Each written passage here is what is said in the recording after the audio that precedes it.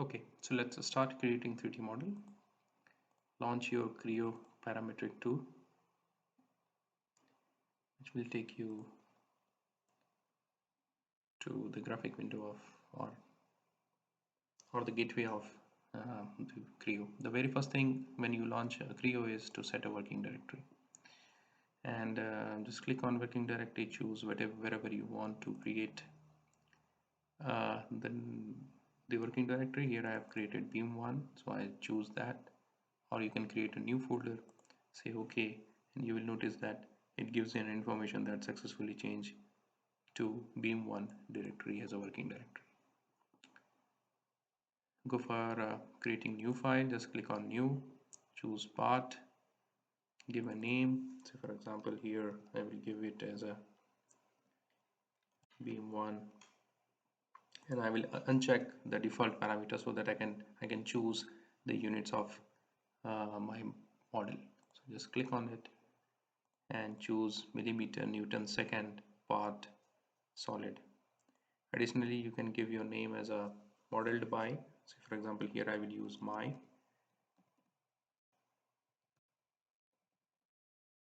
You can add some description if you want, and I will say OK.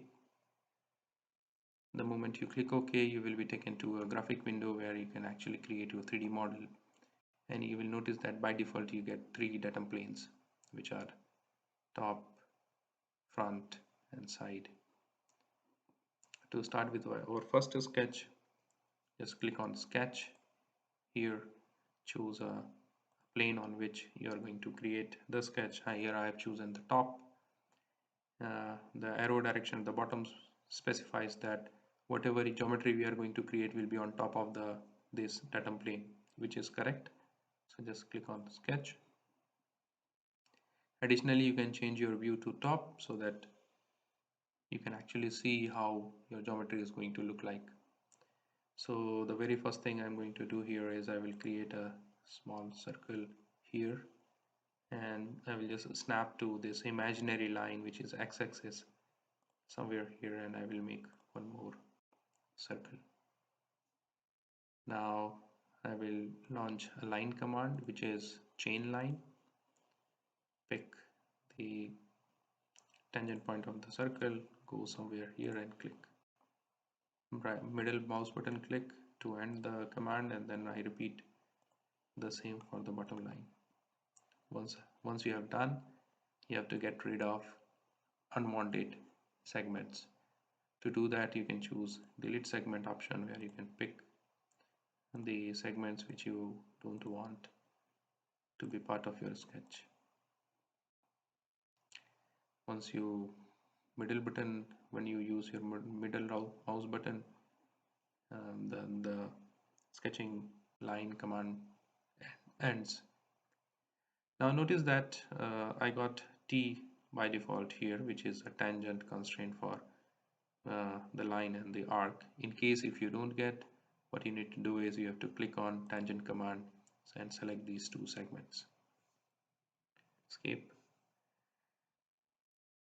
Here what I'm going to do is, again I will launch a tangent command, and I will choose this arc, which is the rightmost arc with the y-axis. So I will just pick the y-axis, and this arc will suddenly become tangent to the y-axis of my coordinate system, which means that I got a y-axis here, and I have made a tangent to my right side arc, which is the outer arc, to an imaginary y-axis. Now I can start adding dimensions. The three major dimensions for this geometry is the arc on the right side, which is 10.5 radius, arc on the left side, which is 16 as a radius value, and then you have distance between these two circles, these two arc actually, this one which is 58.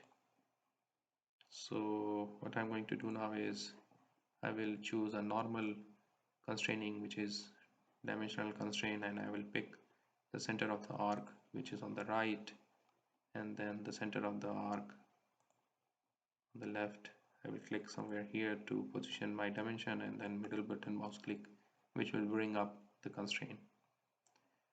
Now I can use keyboard to enter this value, which is 58 millimeters, and the moment I click, you will see that the geometry is got created.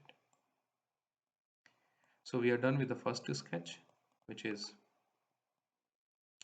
the basic sketch of the top view. So once we are done with this sketch, I will click OK, so that this sketch remains there. So sketch 1 is completed and it looks like something like this. Now we will start again as a new sketch. So I will click on sketch again. I will choose the same